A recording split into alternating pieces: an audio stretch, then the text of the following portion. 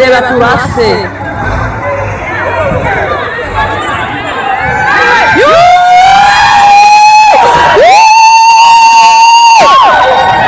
Akarengane adukubitira ibiki.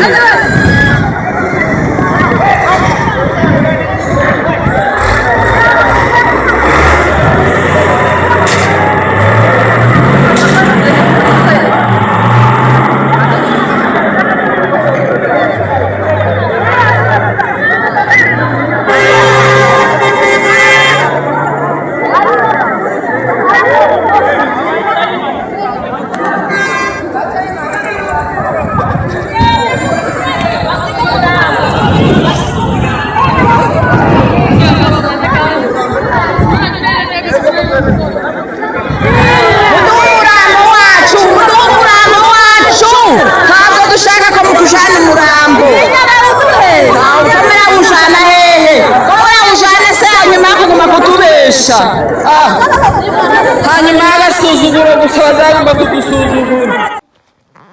Yego kuko mubibona aho ni mu Bugande. Iyo ni video yo mu Bugande, ni agahumamunwa, ni ibintu biteye ubwoba, ni ibintu biteye ishavu, ni ibintu bitangaje. Yemwe banyamurengekazi, abantu tugende tube maso, abantu bagende basenge cyane kuko isi imaze kutwanga. Aho bigeze rero, aho bigeze ni ibintu tuzikora twenyine, tukishakira uko tuzabaho, naho kubitega ku bandi bantu. Isi yaratwanze.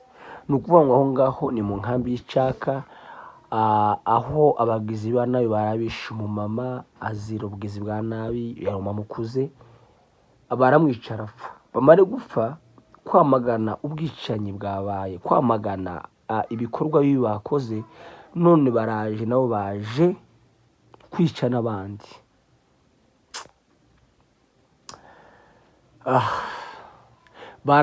Baje kwica n'abandi. Ati rero twakoze ntabwo biritoshe, namwe ubwanyu turabica, nitumara kubica namwe muraturoza hehe.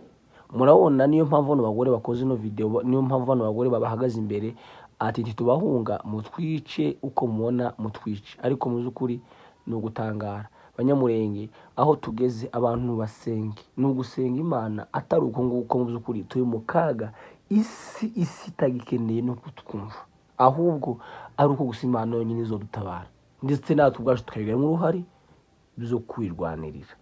Kuko undebere naho baraje bisha umuntu, ndebera nk'icyo kintu, baraje bisha umuntu, bamara kwica umuntu bamaganye abisha umuntu, none kandi baraje namwe basigaye twobica.